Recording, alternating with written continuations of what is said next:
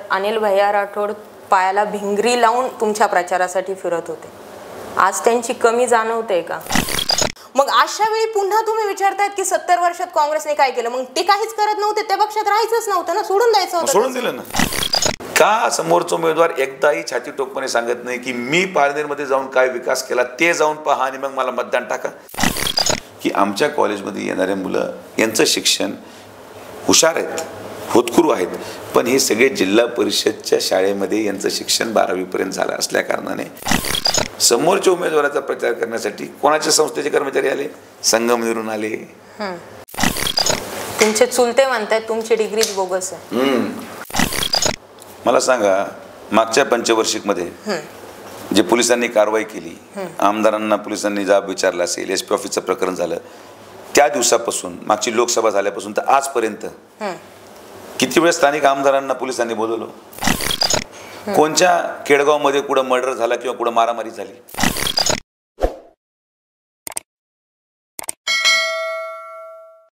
यामध्ये पुढचा मुद्दा की उड्डाण पुलाचा येतो आणि नगर मनमाड रोडचा, की त्याचं काम अंतिम टप्प्यात आहे. का राहिला नगर मनमाड रोड इतक्या मागे? नगर मनमाड रोड मागं राहण्याचं कारण की याची सुरुवातच मूळ चुकीची झाली. बरं. त्या कालावधीमध्ये मला काही कोणावर टीका करायची नाही, कारण की आता राजकीय पक्ष एवढे बदलले आणि सगळे बरोबर कोणी लांब आहे तो चर्चेचा मुद्दा नाही. पहिलं BOTची जेव्हा सिस्टम महाराष्ट्रामध्ये सुरू झाली तेव्हा या रोडला ग्रह दिशा लागली, ज्याला आपण म्हणतो. तो BOT वाला आला, 3 कॉन्ट्रॅक्ट ऑलरेडी बदलून गेले. मी खासदार झाल्यावर मी हा विचार केला की आज राज्यामध्ये महाविकास आघाडी आहे, हे काही पैसे देणार नाहीत, मी हा नॅशनल हायवेकडे वर्ग करून घेतो. मी माझ्या खासदारकीच्या कालावधीमध्ये हा नॅशनल हायवेकडे वर्ग करून घेतला. पहिला टप्पा तो पूर्ण केला आपण. तो वर्ग झाल्यानंतर आपला प्रयत्न हा होता की आता त्याच्यावर पैसे टाकायचे. 500 कोटी रुपये आणले, टेंडर फ्लॅश झालं, कॉन्ट्रॅक्टर आला. कॉन्ट्रॅक्टर आल्यानंतर स्थानिक लोकप्रतिनिधी जे आहेत त्यांच्या विधानसभेतून रस्ता जातो, त्यांचे PA लोक जाऊन त्यांना टक्केवारी मागायला लागले. हे मी भाषणातही बोललोय, पत्रकार परिषदेमध्ये बोललोय. तो मुळच कॉन्ट्रॅक्टर बोगस होता, तो काही चांगला होता असं मी म्हणणार नाही. आणि त्यावर राजकीय दबाव या पैसा मागण्याच्या सगळ्या प्रक्रियेमध्ये त्यांनी काम बंद करून तो पळून गेला. मी खासदार म्हणून माझं काम फक्त पैसे आणण्याचं आहे. मला तुम्ही ठेकेदार अलॉट करायची परवानगी द्या, मी रस्ता तुम्हाला 1 महिन्यात उभा करून देतो. मला ती परवानगी नाही आहे. टेंडरची प्रक्रिया आहे, टेंडरची प्रक्रिया करून मग करावं लागतं. मी तो कॉन्ट्रॅक्टर रद्द केला. नॅशनल हायवे अथॉरिटी ऑफ इंडियाच्या इतिहासामध्ये तुम्ही दिल्लीच्या ऑफिसमध्ये जाऊन विचारा, हा पहिला रस्ता आहे की 1 वर्षामध्येच 500 कोटी रुपये मंजूर केले होते. त्या 500 कोटीचे आपण रिवाइज एस्टिमेट करून 800 कोटी केलं. एकाच वर्षामध्ये टर्मिनेशन प्लस रिटेंडरिंग प्लस नवीन कॉन्ट्रॅक्टर अलॉटमेंट एका वर्षामध्ये कधी इतिहासात झाला नाही, जे आपण केलेलं आहे. आता नवीन कॉन्ट्रॅक्टर आला, नवीन कॉन्ट्रॅक्टर आल्यावर आता आपण ती प्रक्रियेला सुरुवात केली. सुदैवाने राज्य सरकार आलं, पालकमंत्रीच महसूल मंत्री होते. जे फॅसिलिटेशन केलं आपण, खडी क्रशर, मुरुम या सगळ्या लागणाऱ्या गोष्टींना महसूल यंत्रणे माध्यमातून जे आपण प्रोएक्टिव्ह मेजर्स घेतले पाहिजे होते ते घेतले. ठेकेदारांना, कॉन्ट्रॅक्टर्सला सुलभता दिली, लवकर परवानग्या मिळणं, कागद पेंडिंग न राहणं. त्यामुळे तुम्ही आज नगर मनमाड रस्त्यावर जाऊन पहा, अगोदरची परिस्थिती आणि आजची परिस्थिती आणि मतदानापर्यंत माणूस जाण्यापर्यंत तो रस्ता जेवढा फोडला होता, कारण की मेजर डिबॅकल गॅस लाईनचा होता.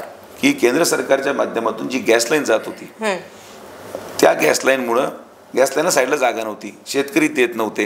कारण की मूळच हा जो पूर्ण रस्ता आहे, या रस्त्यावर सर्वसामान्य शेतकरी अनेक वर्षापासून त्यांना अनेक पाईपलाईन, मुळा धरणाची पाईपलाईन MIDCला शेतातूनच, अहमदनगर महानगरपालिकेची पाईपलाईन शेतातूनच. त्यामुळं लोकांचं ज्याला म्हणतो पाईपलाईन इतक्या गेल्या की लोक आता गॅस लाईन देऊन द्यायला तयार नव्हते. मग पर्याय काय की रस्त्याच्या साईड पट्ट्यामधून ती लाईन करणं, नाहीतर मग केंद्र सरकारचा प्रकल्प अडकला असता. त्या रस्त्याच्या पाईपलाईन फोडण्यामध्ये रस्ता डॅमेज झाला, पण आता तो चर्चेला पूर्ण वेळ मिळाला आहे. आजही तुम्ही रस्त्यावर जाऊन पहा, कुठे अडचण असेल तर मला सांगा. बरं, एक आता म्हणजे महत्त्वाचा, खूपच महत्त्वाचा प्रश्न आहे. सावेडीमध्ये एक पोस्टर लागले की चंद्रयानाची अंतराळात यशस्वी झेप ही आहे मोदी गॅरंटी. या प्रश्नाचं म्हणजे तुझं पोस्टर लावलंय त्याचं काय लॉजिक काय लावायचं नेमकं लोकांनी? ती जी अंतराळात चंद्रयानाची यशस्वी झेप झाली आहे त्याचं ऑल क्रेडिट मोदींचं आहे का?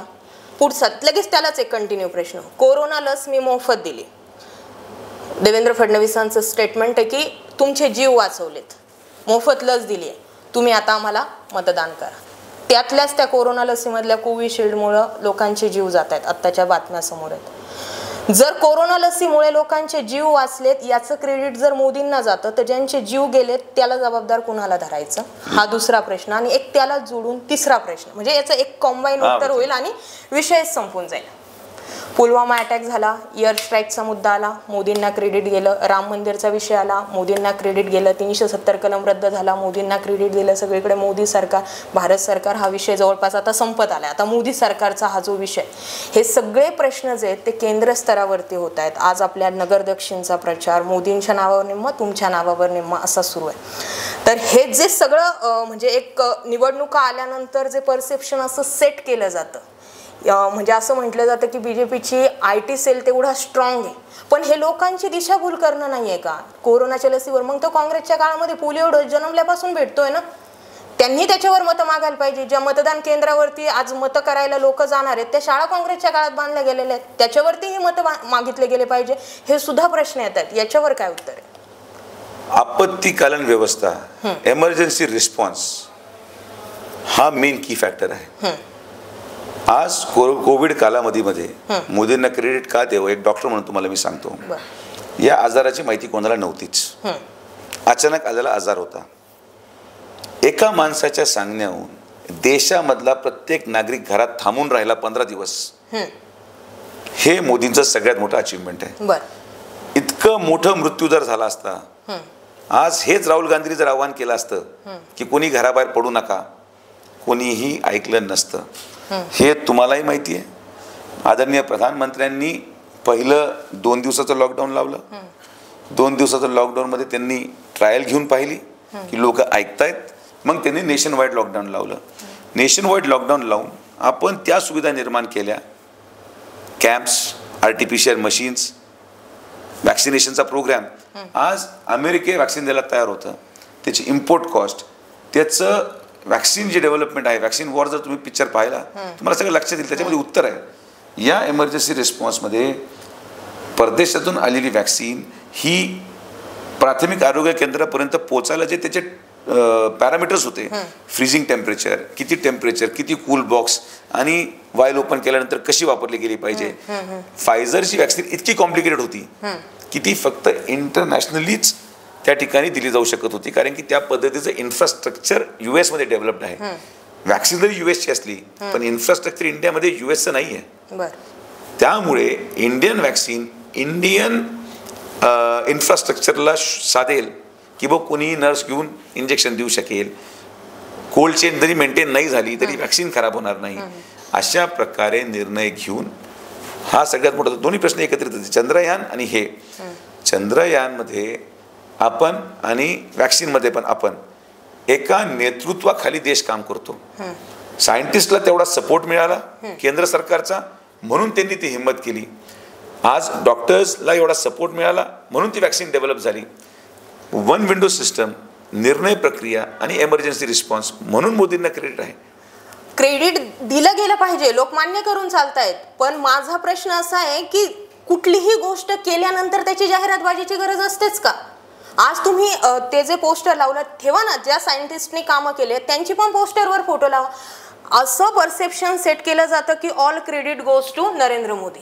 का इथपर्यंत आपलं म्हणजे जाहिरातबाजी इथपर्यंत का? कर्तव्य म्हणून तुम्ही कोरोनालाच फ्रीमध्ये दिली असती. आता जसं तुम्ही म्हटले, आम्ही स्वतः म्हणतो आम्हाला ते जे सर्टिफिकेट आलं होतं त्याच्यावरती मोदींचा चेहरा दिसत होता, माहिती होतं ना मोदीं थ्रू आलंय, पण त्याच्यावर मतं मागायची नाही. मग आता जर सरकारने काम केलंय तर सरकार त्याची जाहिरात करते, त्याच्यामध्ये वागवं काय? हे मागच्या काँग्रेसच्या 70 वर्षाच्या काळात त्यांनी पण केलंय. ओके, त्यांनी पण केलंय. मग प्रत्येक योजनेला त्यांच्या कुटुंबाचं नाव, राजीव गांधी ब्रिज, सीलिंकला का तुम्ही एखाद्या ज्येष्ठ महान व्यक्तीचं नाव नाही दिलं? डॉक्टर बाबासाहेब आंबेडकर नव्हते? अण्णाभाऊ लोकशाहीर अण्णाभाऊ साठे नव्हते? छत्रपती शिवाजी महाराजांचं का नाव सीलिंकला नाही दिलं? राजीव गांधी सीलिंक ब्रिज का झालं? त्यानंतर राजीव गांधी जीवनदायी योजना, का महात्मा फुलेंचं नाव आज दिलं गेलं, का हिंदुत्व सम्राट बाळासाहेब ठाकरेंचं नाव आता दिलं गेलं, राजीव गांधी जीवनदायी योजना, इंदिरा आवास योजना, इंदिरा गांधीच्याच नावाने घरकुल मिळालं पाहिजे. आम्ही प्रधानमंत्री आवास योजना म्हणतो, मोदी आवास योजना नाही म्हटलो कधी. इंदिरा आवास योजना इंदिरा गांधीच्या नावाने योजना. मागच्या 50 वर्षामध्ये काँग्रेसने प्रत्येक योजना त्यांच्या परिवाराच्या नावाने त्या योजना रिलीज केल्या व्यक्तिगत. नेहरूच्या नावाने नेहरूंची योजना, याची नावाने जो जसा प्रधानमंत्री आला तसं. म्हणजे तुम्ही पाठीमागचा सगळा काळ विसरून आज फक्त मोदी जे करतायत त्याच्यावर तुम्ही लक्ष केंद्रित करता आणि जुन्या कालावधीमध्ये एका परिवाराने त्यांच्या नावाने सगळ्या ज्या योजना लॉन्च केल्या, त्यांच्या नावाने जे सगळं काम केलं. माझं एक सरळ मत आहे की आपण ते म्हण आहे बघा, न्हायाचे उकांडे किती उकरले तर त्याच्यात केरच सापडतो. आता ती वेळ नाही राहिली की 70 वर्षात काँग्रेसने काय केलं ते. आता वेळ अशी आली आहे की 10 वर्षात भाजपनं काय केलं, इथूनच पुढे राहिलं पाहिजे. आता काँग्रेसला सत्तेत देत आहेत का लोक निवडून? नाही देत. मग आम्ही सत्तेत आलो सांगितलं तुम्हाला. हा ठीक आहे. तुमचं एक मिनिट, तुम्ही प्रश्नाची गफलत करताय. तुम्ही काय विचारताय, तुम्ही तुमच्या कामाची एवढी जाहिरात का करतात? हा हा बरोबर. मग मी तुम्हाला फक्त उदाहरण दिलं की हेच मागच्या सरकारने पण त्यांच्या कामांची जाहिरात कशा पद्धतीने केली, आम्ही आमच्या जाहिरात कशा पद्धतीने करतो, हा चर्चेचा विषय. मी म्हणत नाही की 70 वर्षात त्यांनी काय केलं, मी म्हटलो का कधी आता चर्चेत. तुमच्या प्रश्नाला मी उत्तर दिलं. नाही आपले वरचे चाललेत म्हणजे तुम्ही वैयक्तिक घेऊ नका. जे भाजपची भूमिका, पण भाजपची भूमिका मांडावं लागेल ना. कमळ लावलाय छातीला तर मी पक्षाची भूमिका आणि मोदीची भूमिका, हा शेवटी आपण मैत्रीपूर्ण चर्चा चालू आहे. पण मला लक्षात घ्या की मी माझ्या पक्षाची माझ्या नेत्याची बाजू तेवढेच कमीपणे मांडणं भाग आहे मला. बाकी तुम्ही पण असं वाटून घेऊ नका की मी वाटूनच घेत नाही. माझा साधा प्रश्न आहे, इंदिरा गांधींच्या काळातली आणीबाणी लक्षात घेतली, जेवढा लोकांचा रोष निर्माण होतो तितकाच रोष मोदींच्या नोटाबंदीमुळे निर्माण होतो. नोटाबंदीतून हाती काय आलं? नोटाबंदीमध्ये लोकांना उन्हात ताटकळवलं, नोटाबंदीमध्ये तुम्ही लोकांना लाईनीमध्ये लावलं, त्यातून निष्पन्न काय झालं? समोरच आलं नाही. नोटाबंदीतून काही निष्पन्न झालं नसेल आणि तुमच्या आज मुलाखतीमधून तुम्ही म्हणता जनतेला एवढा त्रास झाला तर त्याच्यावर ऑलरेडी निवडणूक झालेली आहे. दुसरी टर्म ही नोटाबंदी नंतरची आहे, बरोबर आहे का नाही? नोटाबंदी झाल्यानंतर राज्यांच्या निवडणुका झाल्या. नोटाबंदी झाल्यानंतर किती निवडणुका झाल्या जिथे लोकांनी भारतीय जनता पार्टीला त्या ठिकाणी मतदान टाकलं. नोटाबंदी झाल्यानंतर अशा अनेक गोष्टी घडल्या. माझं म्हणणं काय आहे, चर्चेतली नाराजी आणि मतदानातली नाराजी याच्यामध्ये जमीन असणारा फरक आहे.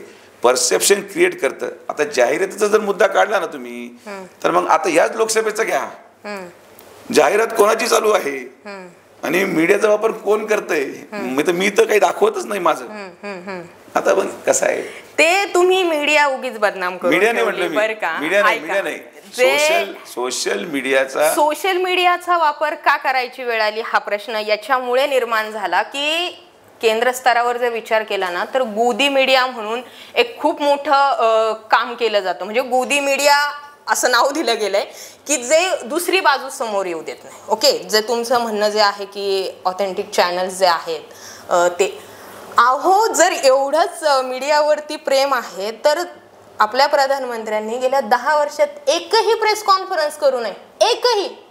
बरं मी काय म्हणते, काही ठरलेले चॅनल्स असतील की ते तुमच्या अपोजिट आहे असं मानून चाल, बाकीचे तर होते. मग एक प्रेस कॉन्फरन्सला हरकत काय? तो त्यांचा व्यक्तिगत प्रश्न आहे. त्यांना वाटतं. एक मिनिट, प्रेस कॉन्फरन्स घ्यायला प्रवक्ते असतात, प्रवक्ते प्रेस कॉन्फरन्स घेतात, राष्ट्रीय अध्यक्ष. मला असा प्रश्न आहे, तुम्ही प्रधानमंत्रीला असं काय प्रश्न विचारायचा जो तुम्ही राष्ट्रीय अध्यक्षांना विचारू शकत नाही? तुम्हाला प्रधानमंत्र्यांचा काय प्रश्न विचारायचा? तुम्ही मोदींच्या नावावर मागतात, नाव प्रश्न मोदींपर्यंत गेला पाहिजे, प्रवक्त्यांचं काय करणार आहे? अहो प्रश्न मोदींपर्यंत जातो म्हणून तर प्रश्न सुटू राहिलेत. तुम्हाला काय वाटतं की एकटे प्रधानमंत्री बसले त्यांनी खाली यंत्रणा नाहीये किंवा मंत्रीपद नाहीये किंवा कॅबिनेट नाहीये किंवा ब्युरोक्रेसी नाहीये, ही सिस्टम चालते. आज आपल्या जिल्ह्यामध्ये आम्ही जाहिरात बघितली, 11 तारखेला योगी आदित्यनाथ येत आहे. आमचा प्रयत्न आहे आणायचा. मी कसं आहे उगीच हवेत काही गोळीबार करत नाही.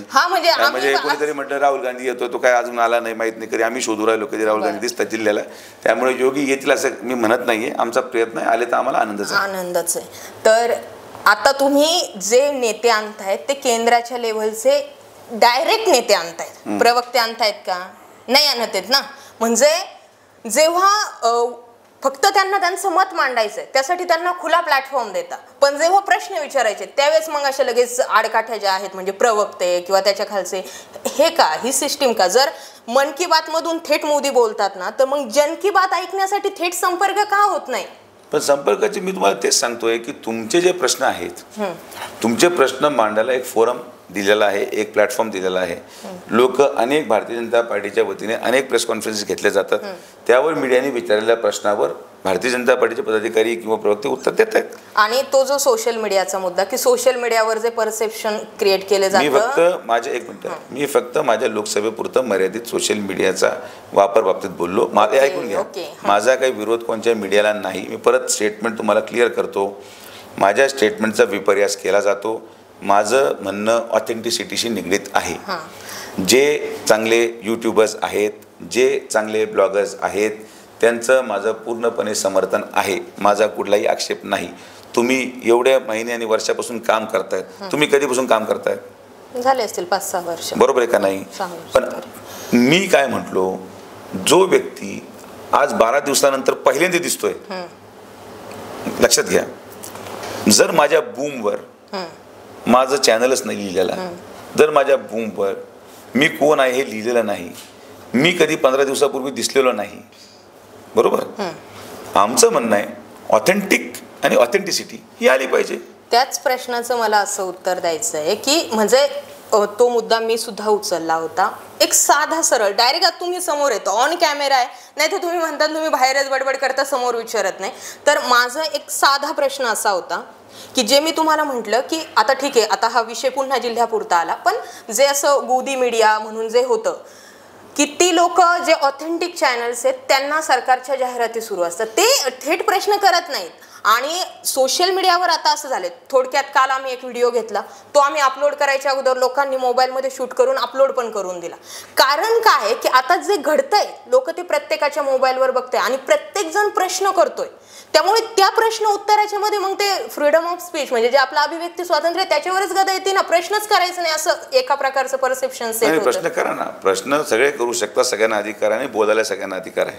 तुमचं दुसरं एक स्टेटमेंट कालचंच की तुम्ही म्हणाले की जे लोक प्रतिक्रिया देतात त्यांना घरात कोणी विचारत नाही किंवा ते गावातही त्यांना कोणी विचारत नाही, अशी लोक जे आहेत ती प्रतिक्रिया देत असतात. त्यातले 4-2 तुमचेही मतदार आहेत ना. मी तुम्हाला परत सांगतो, तुम्ही प्रत्येक शब्दाचा विपर्यास करतात. आम्ही नाही, मी प्रश्न घेऊन आले.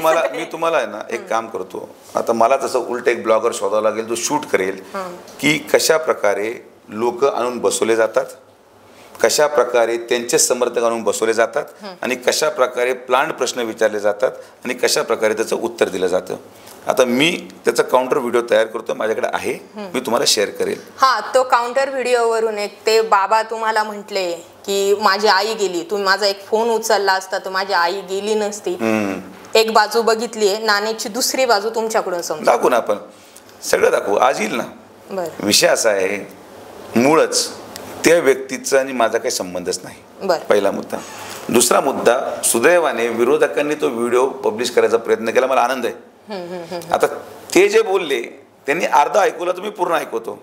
त्याचे शब्दरचना काय, समोरच्या उमेदवाराचं नाव घेऊन ते म्हटले की मी त्या समोरच्या उमेदवाराच्या दारात माझी आई 10 दिवस होती. ऐकवतो ना ऑडिओ, मी ऐकवतो ना तुम्हाला की त्या समोरच्या व्यक्तीच्या दारात माझी आई 10 दिवस होती आणि मग मी तिला तुम्हाला इकडं आणलं आणि तुम्हाला फोन लावला. आता मला सांगा 2 प्रश्न. जे पारनेरचं कोविड सेंटरचं वास्तव्य आहे ते मीडियाच्या माध्यमातून बाहेर आलंय, तिथं किती लोकांचे मृत्यू झाले हे ते ऑलरेडी रिपोर्टमध्ये आहे. 2 स्कोर असलेली व्यक्ती तिथं जाऊन 18 स्कोर झाला त्या आईंचा, बरोबर. ते त्यांनी त्यांचं नाव काढून घेतलं. त्यांना लक्षात नाही आलं विरोधकाला की ही बाईट टाकून ते माझी बदनामी करायचा जो प्रयत्न करणार आहे ते ट्रॅपमध्ये अडकणार आहेत. कारण की मी तिथं स्टेजवर भाषण ऐकत होतो, मला लक्षात आलं त्याचं वाक्य काय होतं. मी परमेश्वराने थोडी बुद्धी दिली त्यामुळे मी ऐकतो. ऐकल्यामुळं ते होऊन दिलं. मी त्याला ताबडतोब फोन लावला, म्हटलं हा व्हिडिओ येणार आहे उद्या, हा सर्क्युलेट केला जाणार आहे, कारण की ते करण्यासाठीच त्याला बसवलं होतं. पण तो थोडंसं रागाच्या भरात ते बोलला जे त्याला बोलायचं नव्हतं. मी म्हटलं असं काय मला कानावर नाही आलेलं. मी क्लिप ऐकली आहे, कारण की माझी व्हिडिओ टीम होती. म्हटलं हेडफोन लाव, व्यवस्थित ऐकलं. म्हटलं हा दादा आहे ते. म्हटलं बस, ज्याच्या आईंना समोरच्या उमेदवाराच्या दारात 9 दिवस ठेवलं तेव्हा तुम्हाला माझी आठवण नाही आली. तुमची आई सिरियस तिथं झाली. त्याच्यानंतर त्या व्यक्ती त्यांच्या मातोश्री घरी आणल्या. त्याच्यानंतर केडगावला प्रायव्हेट हॉस्पिटलमध्ये गेले आणि परत घरी जाऊन त्यांचा मृत्यू घरी झालेला आहे. ओके. कोविडच्या कालावधीमध्ये बेडचं शॉर्टेज, ऑक्सिजनचं शॉर्टेज, अनअवेलेबिलिटी, या सगळ्या गोष्टी सर्वश्रुत आहेत. मी 1000 ऑपरेशन करतो. 60% सक्सेस रेशो असू शकतो, कारण की न्यूरोसर्जन असल्यामुळे माझ्या ऑपरेटेड पेशंट्सला कदाचित जीव वाचवण्यामध्ये मी अयशस्वी झालेलो आहे, कारण की पेशंटची कंडिशन तेवढी खराब होती. मग याचा अर्थ असा की जेवढे डॉक्टरमध्ये कोविडमध्ये ज्या लोकांच्या हॉस्पिटलमध्ये डेथ झाल्या आहेत, ती कोणाच तरी आई असेल, कोणाच तरी भाऊ असेल, कोणाच तरी बहीण असेल, कोणाच तरी वडील असेल, म्हणजे प्रत्येकाने उठून हेच म्हणायचं की या डॉक्टरमुळं माझी आई मेली. असं जर चालायला लागलं, हे दुर्दैवी बाब आहे. पण सुदैवाने पांडुरंग माझ्याबरोबर आहे. ती ऑडिओ क्लिप आता आम्ही आज विथ प्रूफ आम्ही दाखवणार आहोत. ते आता तुमचं ते न्यूरोसर्जनवरून विषय निघाला की तुमचे चुलते म्हणतायत तुमची डिग्रीज बोगस आहे. आता मुद्द्याला मुद्दा कधीचं भाषण आहे ते? आता रिसेंट पण बोलले ना एकदा. काहीच बोललेलं नाहीये. ते जे व्हिडिओ सर्क्युलेट झाला तो मागच्या लोकसभेमध्ये आदरणीय पवार साहेबांनी जे त्यांचं त्याला म्हणतो कार्य आहे कुटुंब फोडणे, त्यांनी मागच्या लोकसभेमध्ये स्टेजवर माझे सख्खे काका घेऊन जाऊन त्यांनी ते भाषण केलेलं आहे. जे भाषण झाल्यानंतर लोकांनी मला निवडून दिलं ते आज रेडिओ वाजून काही उपयोग आहे? हे फॅक्ट आहे की ते भाषण मागच्या लोकसभेचं माझ्या समोरच्या उमेदवाराच्या तिथं उभं असलं. आणि मी तुम्हाला काय सांगतो, मी बोगस डॉक्टर असं तुमचं म्हणणं असेल, त्यांचं म्हणणं असेल, मी तुम्हाला माझ्या पेशंटची लिस्ट देतो ज्यांना मी ऑपरेट केलंय, जे जिवंत फिरतायत त्यांना विचारा. माझं उत्तर ही माझी जनता आहे, माझं उत्तर हे माझे पेशंट्स आहेत, माझं उत्तर मी ज्यांचं प्राण वाचवलं ते आहेत. त्यामुळे मला कोणी माझ्यावर काही टिप्पणी करता यायला काही महत्त्व नाही. फ्लायओव्हर का झाला? कारण की जेव्हा आपण जनरल्स बरोबर जाऊन बसतो, जेव्हा आपण डिफेन्सवाल्यांबरोबर बसतो, तिथं इंग्लिशच बोलावे लागते, तिथं हिंदीच बोलावी लागते. आर्मी जनरलशी मराठीमध्ये कोणी बोलेल का ट्रान्सलेटर घेऊन फिरायचा मी तिथं? जेवढे ब्युरोक्रॅट, जेवढे IAS अधिकारी, जेवढे ब्युरोक्रेसी सेक्रेटरी आहेत, प्रत्येक खासदाराने आपल्या आपल्या परीने आपलं काम मांडलं. पण सोडणूक होणं गरजेचं आहे. मांडणं काय, निवेदन देताना फोटो काढला, प्रश्न मांडले, निवेदन देताना फोटो काढला, इफेक्टिव्हली मांडणं. मी आज तुम्हाला सांगतो, जेव्हा माझा कागद जातो ना, प्रत्येक सेक्रेटरी, आणि पांडुरंगास म्हणून सांगतो, प्रत्येक सेक्रेटरी, अच्छा आप न्यूरोसर्जन है, अच्छा अच्छा बैठिए बैठिए please sit. And when you start conversation, when you start talking in English, that's how you create an impact in the mind of the person sitting in front of you.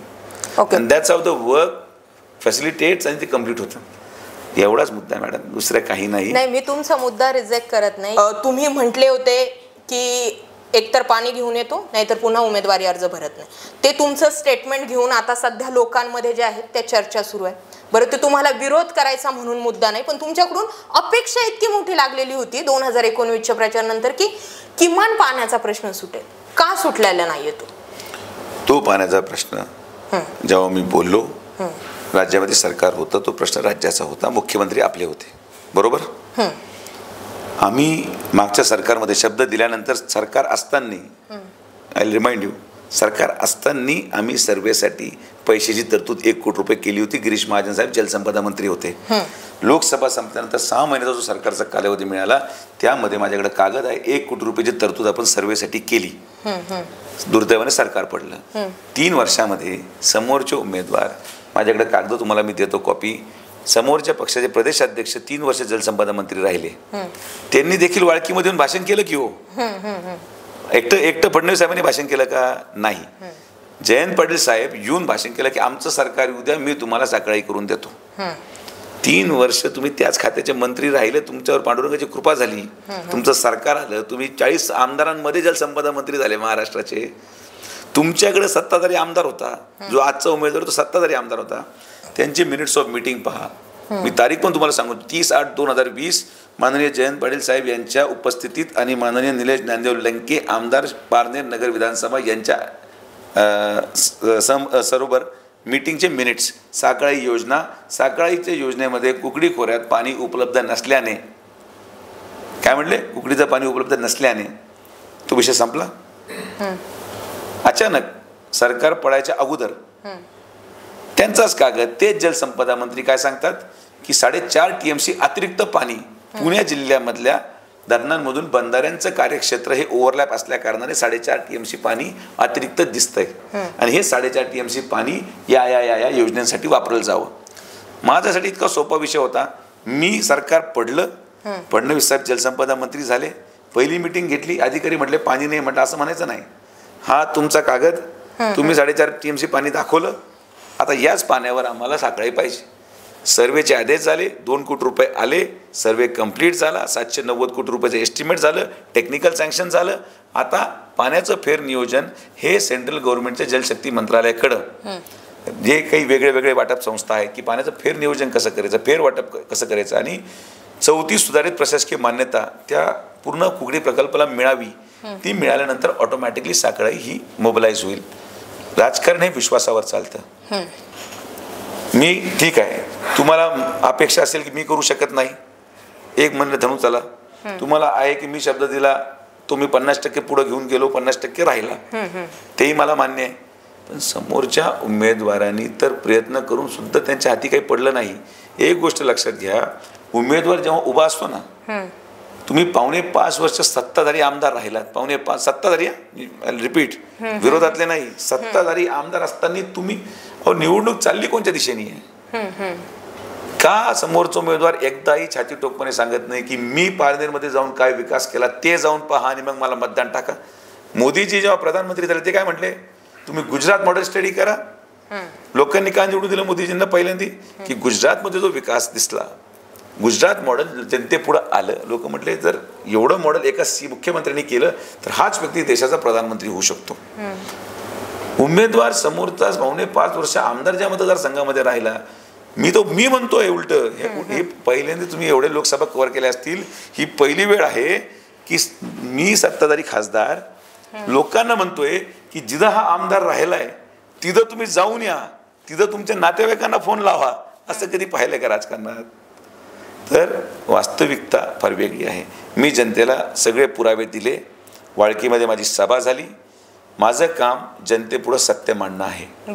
जनतेने ते सत्य स्वीकारावं किंवा नाकारावं हा पूर्णपणे जनतेचा अधिकार आहे आणि जो काही जनता कौल देईल तो मला मान्य राहील. ठीक आहे.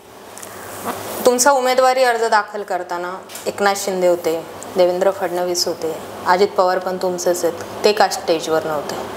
त्याचं कारण असं आहे की त्या दिवशी राष्ट्रवादी काँग्रेसचा मॅनिफेस्टो रिलीजचं फंक्शन होतं. ओके. पिंपरी चिंचवडमधून माननीय शिंदे साहेब आणि अजितदादा एकाच हेलिकॉप्टरमध्ये येणार होते. त्या फॉर्म भरायला उशीर झाला कारण की तिथं रॅली होती आणि म्हणून रॅली झालेला उशीर झाल्यावर रॅली भरलेला उशीर झाला. आप्पा बारण्यांचा फॉर्म भरायचा होता. उशीर झाल्यामुळं राष्ट्रवादीच्या मॅनिफेस्टो रिलीजचा टायमिंग हा 3 वाजता होता मुंबईच्या पत्रकार परिषदेमध्ये. त्यामुळे अजितदादा पवार येऊ शकले नाहीत कारण की त्यांना मॅनिफेस्टो रिलीजमध्ये मेन तेच आहेत. त्यामुळे त्यांना तिकडे जावं लागलं. आता 7 तारीख होऊ द्या, तुम्हाला जिल्ह्यामध्ये दादा दिसतील, त्यामुळे ती काही काळजी करायचं कारण नाही. 2 शेवटचे प्रश्न राहिलेत. एक जो टोकाचा विषय राहिला, 2019 नंतर तुम्ही तुमच्याच पक्षाचे युतीतले आमदार पाडले, ज्यामध्ये विजयराव औटींचं नाव घेतलं जातं, राम शिंदेंचं नाव घेतलं जातं, स्नेहलता कोल्हेंचं नाव घेतलं जातं आणि असे बरेचसे लोक जे आहेत त्यांची नावं घेतली जातात. आता हा प्रश्न पण थोड्या अँगलने चुकीचा असा जाईल की एकटे विखे कारणीभूत ठरू शकत नाही, पण कुठेतरी विखेंचा प्रभाव त्याच्यावरती राहिला, हा जो आरोप होतो, या आरोपात किती तथ्य आहे आणि त्यावर मत काय?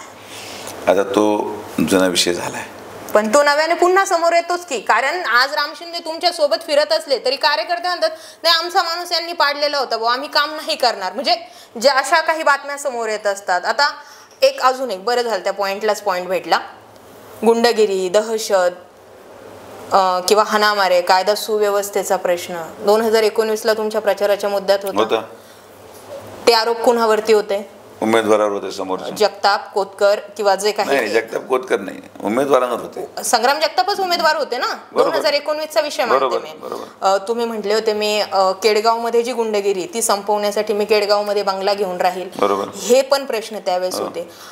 त्यावेळेस निलेश लंकेंचा समजा विषय नव्हता. 2019 तुमची फर्स्ट टर्म, त्यांची फर्स्ट टर्म होती. त्या व्यतिरिक्त हा प्रश्न होता, गुंडगिरी, दहशत वगैरे वगैरे. आज ते संपलंय का? मला सांगा, मागच्या पंचवार्षिकमध्ये जे पोलिसांनी कारवाई केली, आमदारांना पोलिसांनी जाब विचारला असेल, SP ऑफिसचं प्रकरण झालं, त्या दिवसापासून मागची लोकसभा झाल्यापासून तर आजपर्यंत किती वेळ स्थानिक आमदारांना पोलिसांनी बोलवलं? कोणता गुन्हा आमदारांवर दाखल झाला मागच्या 5 वर्षामध्ये? कोणत्या आमदाराच्या कार्यकर्त्यांनी पोलिसची गाडी फोडली, SP ऑफिस फोडलं? कोणत्या केडगावमध्ये कुठं मर्डर झाला किंवा कुठं मारामारी झाली? याचं उत्तर द्या ना. मागच्या निवडणुकीला जेव्हा मी भाषण केलं तेव्हा केडगावमध्ये एक मर्डर झाला होता, SP ऑफिस फोडलं गेलं होतं, त्या ठिकाणी जे काही कार्यकर्ते असतील. शेवटी लक्षात घ्या, लोकसभा झाल्यानंतर उमेदवाराला किंवा आमदारांना या गोष्टी लक्षात आल्या की माझ्या कार्यकर्ते जे काही खाली काम करत असतील, काही लोक आपल्याला लांब करावे लागले पाहिजेत, किंबहुना त्याच्यामध्ये सुधारणा झाली पाहिजे. व्यक्ती चुकीचा नसतो, त्याच्याबरोबर जे लोक कदाचित चूक करू शकतात ज्याचं खापर नेत्यावर फुटतं. मागच्या 5 वर्षामध्ये एकदाही अशी कुठलीही घटना घडली नाही जी थेट आमदारावर आरोप केले जातो किंवा केडगावचा तुम्ही आरोप जर करत असाल, एक घटना सांगा मला मागच्या 5 वर्षामध्ये की ज्याच्यावर जी मागच्या पंचवर्षिकला जेव्हा मी भाषण केलं त्याच्यानंतर ते आजपर्यंत अशी काही घटना घडली की ज्यांना मी बरोबर घेऊन फिरतोय त्यांना मागच्या 5 वर्षामध्ये कुठल्याही प्रकारे कुठलाही आरोप त्यांच्यावर निश्चित झाला आहे. लक्षात घ्या की मी आल्यामुळे जे काही सोशल एलिमेंट होते डॅमेज करणारे ते आपोआपच सिस्टम किंवा या रचनेमधून घाबरायला लागले. दुर्दैवाने माझं सरकार आलं नाही हे माझं दुर्दैव मी समजतो, पण 1.5 वर्षामध्ये आपण नगर शहर पूर्ण 7.5 कोटी रुपयाच्या CCTV लावलेत. आपण कमांड सेंटर SP ऑफिसला केलं. पोलिसांना आपण 5 कोटी रुपयाच्या गाड्या दिल्यात, 5 स्कॉर्पिओ, 40 बोलेरो, 75 मोटरसायकली, to increase the man force, त्यांची ताकद वाढवण्यासाठी. क्राईम रेट हा कुठल्या पक्षाचा नसतो. सुजय विखेचं काहीही वाईट होणार नाही, ना माझ्या अस्तित्वाचा प्रश्न आहे लोकसभेमध्ये, ना कुठला प्रश्न आहे. मी जनतेच्या हिताचंच बोलतोय.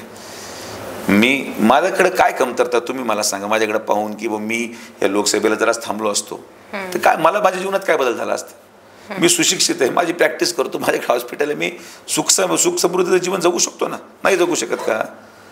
पण आपण का हे सगळं लोकांपुढे मांडतोय, का वास्तविकता जनतेपुढे घेऊन जातोय? कारण की जनता हे सहन करू शकणार नाही. आणि मी जे बोललो त्याची शहनिशा तुम्ही स्वतःहून तालुक्यामध्ये करा, तुम्हाला सगळे पुरावे मी देतो. परवा एक तलाठी भरतीमध्ये एक व्यक्तीचा नंबर लागला, तो मला लग्नामध्ये येऊन भेटला. म्हणजे साहेब मला तुमच्या स्टेजवर भाषण करायचं. म्हटलं तू तलाठी आहे, काय प्रॉब्लेम आहे? म्हणे माझ्या बहिणीला त्याच्या लहान बाळा समवेत एका व्यक्तीने गाडीने उडवलं, ती मेली. मी पोलीस स्टेशनला FIR ला गेलो, तिथं स्थानिक आमदाराचे 10 फोन आले की ही FIR घ्यायची नाही, मला त्या विरोधात बोलायचं कारण की माझी बहीण मेली आहे. मी म्हटलं तू बोललास तर लोक म्हणजे तलाठी आहे, महसूलचं यंत्रणा आहे, याला बोलून देऊ नका. मॅडम तुम्हाला मी 10 लोक असे उभे करू शकतो ज्यांचा प्रपंचाचा नायनाट झालाय, पण मला त्या विषयात जायचं नाही. या निवडणुकीचं गांभीर्य तुम्हाला समजायचं असेल तर तुम्ही पारनेर तालुक्यामध्ये जा. मी तुम्हाला काही घरांची नावं देतो, त्याची शहनिशा करा आणि मग तुम्हाला जे योग्य वाटतं तो तुम्ही सांगा. याच प्रश्नाने मी आता या मुद्द्याचा सगळा शेवट करते. एकत्रित प्रश्न टाकते म्हणजे ते खूप लांबणार नाही. आत्ताच्या प्रचारासाठी तुम्ही तुमचे कॉलेजेस, कारखाने इथले लोक जे आहेत ते प्रचाराला आणलेत. हा होतो तुमच्यावर पहिला आरोप.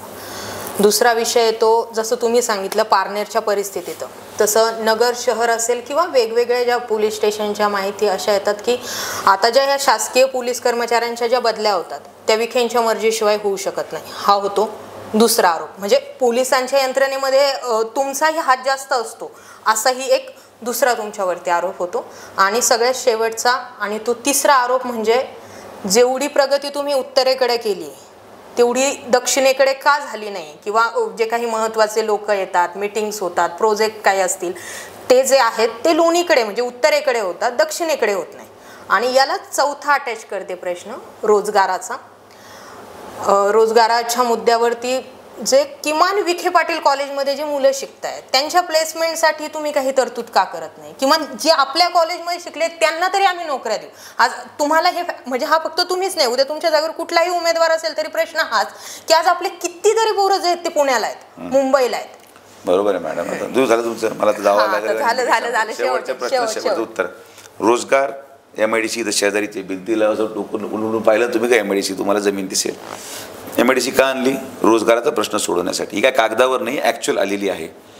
प्लेसमेंटचा जो तुम्ही मुद्दा मांडला, कदाचित आपलं हे दुर्भाग्य समजा की आमच्या कॉलेजमध्ये येणाऱ्या मुलं यांचं शिक्षण हुशार आहेत, होतकरू आहेत, पण हे सगळे जिल्हा परिषदच्या शाळेमध्ये यांचं शिक्षण 12वीपर्यंत झालं असल्या कारणाने आपल्याला स्वतः जेव्हा शेवटी training and placement officer interview घेतो, इंटरव्ह्यू घेताना दुर्दैवाने आपले मुलं हुशार असताना देखील, स्किलफुल असताना देखील त्यांच्या बोलण्यामध्ये तो कॉन्फिडन्स जाणवत नाही.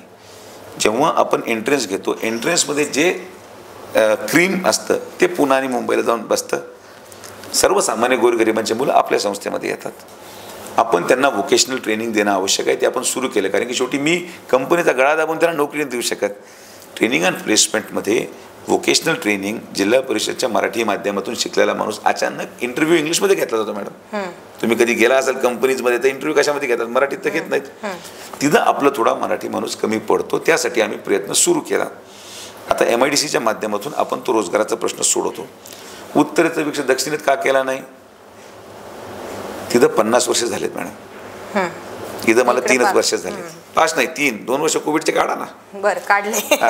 तर 3 वर्ष झालेत. अहो 3 वर्षामध्ये 10 वर्ष रखडलेले प्रकल्प संपवले का नाही? बरोबर. त्यामुळे बरं, आणि माझे आजोबा 5 वर्ष 3.5 वर्ष खासदार, 3 वर्ष पण नाही, 1.5 वर्षच खासदार होते फक्त इथं दक्षिणेत. हा दवाखाना कोणी बांधलाय?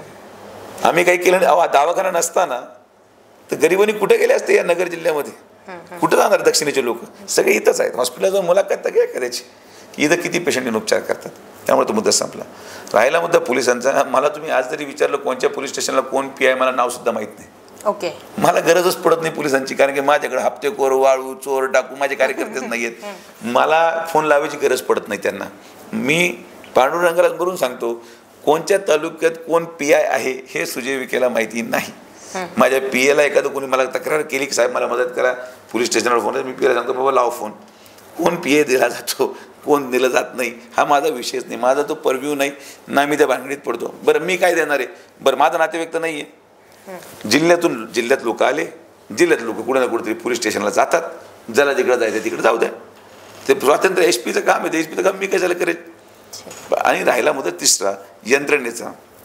माझे कर्मचारी किंवा माझ्या कुटुंबाचे सदस्य माझ्या साठी मदत करण्यासाठी प्रेमापोटी येत असतील तर त्याला आक्षेपाचं काही कारण नाही. पण गंमत पहा, समोरच्या उमेदवाराचा प्रचार करण्यासाठी कोणाच्या संस्थेचे कर्मचारी आले? संगमनेरून आले, अजून दुसऱ्या तालुक्यातून आले. मला काही नाव घ्यायचं नाही, पण तुम्ही माहिती घ्या की कोणाचे कर्मचारी आले. यांचा तर काही संबंधच नाही ना. तर नाण्याच्या दोन्ही बाजू आहे, टाळी एका हाताने वाजत नाही. त्यामुळं आमचे लोक आमच्यावर नितांत प्रेम करतात, म्हणून आमच्यासाठी प्रचार करायला येतात. त्याच्यामध्ये काही वावगं नाही. स्थानिक प्रतिनिधी आमच्याकडे तेवढं केडर आहे की जे स्वतः प्रचार करू शकतं. पण आता मला समजा, आता माझं मतदान झालं 13ला आणि मला वाटतं की श्रीकांत शिंदेचा जाऊन प्रचार मी केला पाहिजे, 20 मेला त्याचा टप्पा आहे, तर मी जाईल ना. त्यासाठी श्रीकांत शिंदेला प्रश्न विचारला की सुजय विखे तुमच्या प्रचाराला का आला? असं कसं नाही, माझी भावना आहे, माझा मित्र आहे, मी केलं पाहिजे. ओके. तर आज आपल्यासोबत होते खासदार सुजय विखे पाटील. आता 13 मेला इलेक्शन होतंय. माझा आता ओव्हरऑल इंटरव्ह्यू बघितल्यानंतर मला असं वाटत नाही यात एकही आरोप, एकही प्रश्न काही राहिला असेल. त्यांची उत्तरं सुद्धा प्रत्येक प्रश्नाला तसेच आलेले आहेत. त्यामुळे आज तुम्ही आम्हाला वेळ दिली त्याबद्दल तुमचे खूप खूप आभार. तुम्हालाही वाटणार नाही की मी काही विरोधी प्रश्न केला, पण प्रश्न तर बरोबर होते ना. जे आरोप झाले प्रश्न एकदम योग्य होते, असेच विचारले गेले पाहिजे आणि तितकेच समाधानकारक उत्तर मी दिले असतील असं माझी अपेक्षा आहे. बरं, तर पुन्हा एकदा सगळ्यांना धन्यवाद. आणि विखे समर्थक जे आहेत तुमच्याही मनात राहायला नको बाबांनो की विचारलं नाही. आज सगळे काही मुद्दे जे आहेत ते सॉर्ट झालेले आहेत. बाकी काय नाही. जय महाराष्ट्र पब्लिक. थँक्यू. धन्यवाद.